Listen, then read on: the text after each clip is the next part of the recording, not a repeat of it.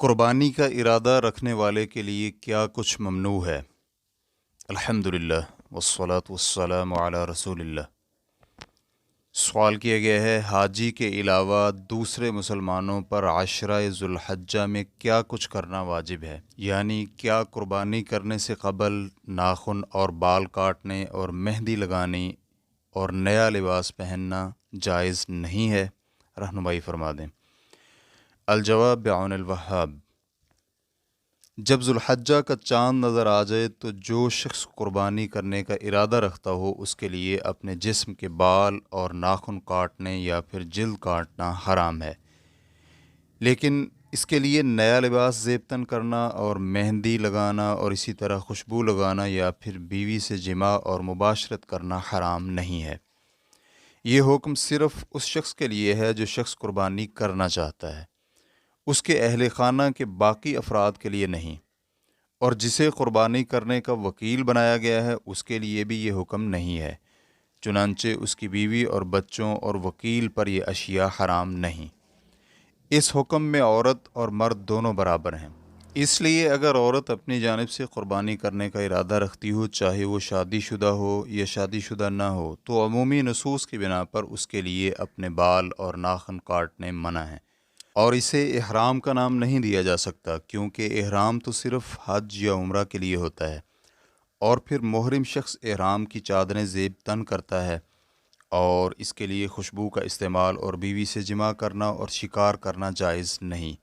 لیکن قربانی کا ارادہ رکھنے والے شخص کے لیے ذوالحجہ کا چاند نظر آنے کے بعد یہ سب کچھ جائز ہے، صرف اس کے لیے بال اور ناخن کٹوانے اور اپنی جلد کاٹنی ممنوع ہے۔ ام سلمہ رضی اللہ عنہ بیان کرتی ہیں کہ نبی علیہ الصلاۃ والسلام نے فرمایا، جب تم ذوالحجہ کا چاند دیکھ لو تو تم میں سے قربانی کرنے کا ارادہ رکھنے والا شخص اپنے بال اور ناخن نہ کاٹے۔ صحیح مسلم حدیث نمبر 1977۔ اور ایک روایت میں ہے کہ وہ اپنے بال اور جلد میں سے کچھ بھی نہ کاٹے۔ بشرہ انسان کی ظاہری جلد کو کہتے ہیں۔ مستقل فتویٰ کمیٹی کے علماء کرام کا کہنا ہے، قربانی کا ارادہ رکھنے والے شخص کے لیے ذوالحجہ کا چاند نظر آنے کے بعد مشروع ہے کہ وہ قربانی کرنے تک اپنے بال اور ناخن اور اپنی جلد نہ کاٹے۔ اس کی دلیل بخاری کے علاوہ باقی ائمہ حدیث کی درج ذیل روایت ہے۔ ام سلمہ رضی اللہ عنہ بیان کرتی ہیں کہ رسول اللہ صلی اللہ علیہ وآلہ وسلم نے فرمایا، جب تم ذوالحجہ کا چاند دیکھ لو اور قربانی کرنا چاہو تو اپنے بال اور ناخن نہ کاٹو۔ اور ابو داؤد اور نسائی کے الفاظ یہ ہیں، جو شخص بھی قربانی کرنا چاہے تو ذوالحجہ کا چاند نظر آنے کے بعد قربانی کرنے تک اپنے بال اور ناخن نہ کاٹے، چاہے اس نے اپنے ہاتھ سے قربانی کرنی ہو یا کسی کو قربانی کرنے کا وکیل بنانا ہو، لیکن جس کی طرف سے قربانی کی جا رہی ہے اس کے حق میں ایسا کرنا مشروع نہیں، مثلاً بیوی، بچے، کیونکہ اس کے متعلق کوئی دلیل نہیں، اور اسے احرام کا نام نہیں دیا جا سکتا، بلکہ محرم شخص تو وہ ہے جو حج یا عمرہ یا پھر دونوں کا احرام باندھے۔ ریفرنس کے لیے دیکھیے فتاوی اللجنۃ الدائمۃ للبحوث العلمیۃ والافتاء، جلد نمبر 11، صفحہ نمبر 397۔ مستقل فتویٰ کمیٹی کے علماء سے درج ذیل سوال کیا گیا، حدیث میں ہے کہ جو شخص قربانی کرنا چاہے یہ اس کی جانب سے قربانی کی جائے تو وہ ذوالحجہ کا چاند نظر آنے سے لے کر قربانی کرنے تک اپنے بال اور ناخن اور اپنی جلد نہ کاٹے۔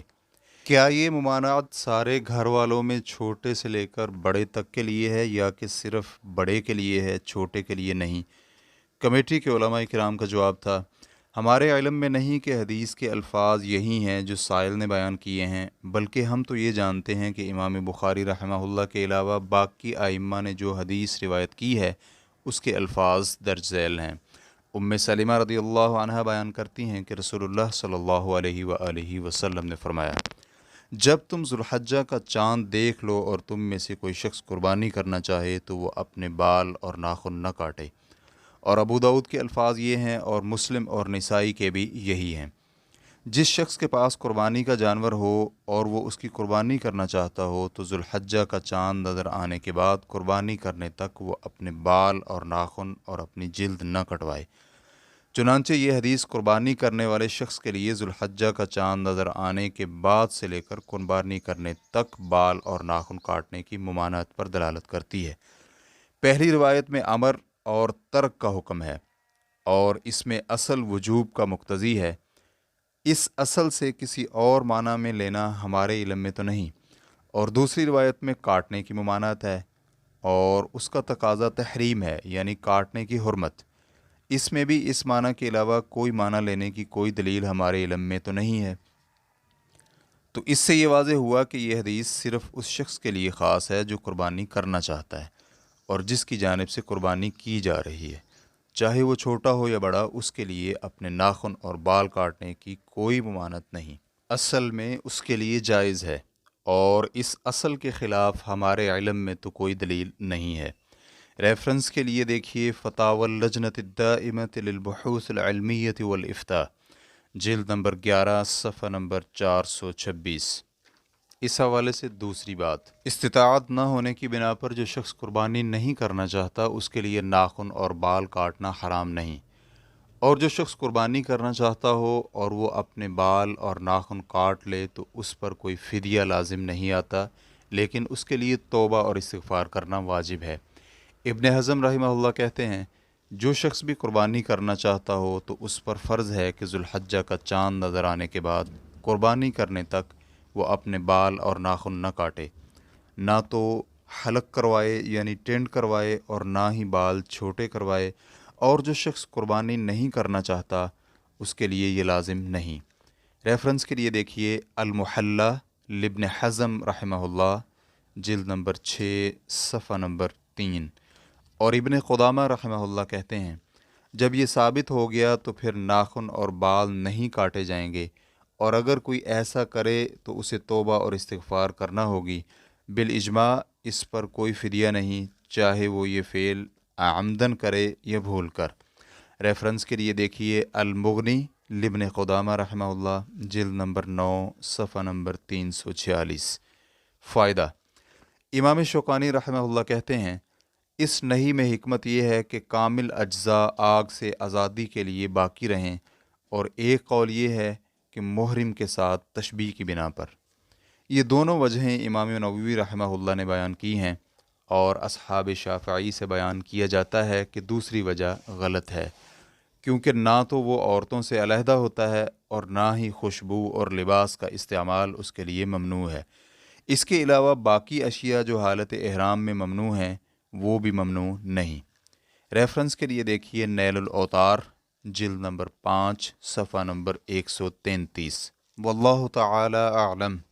इस्लाम QA रिकॉर्डिंग्स मुअस्ससतुश शेख मोहम्मद सालेह अल मुनज्जिद अल ममलकतुल अरबिय्यतुस सऊदिय्या, फ़तवा नंबर 70290। वस्सलामु अलैकुम व रहमतुल्लाहि व बरकातुहू।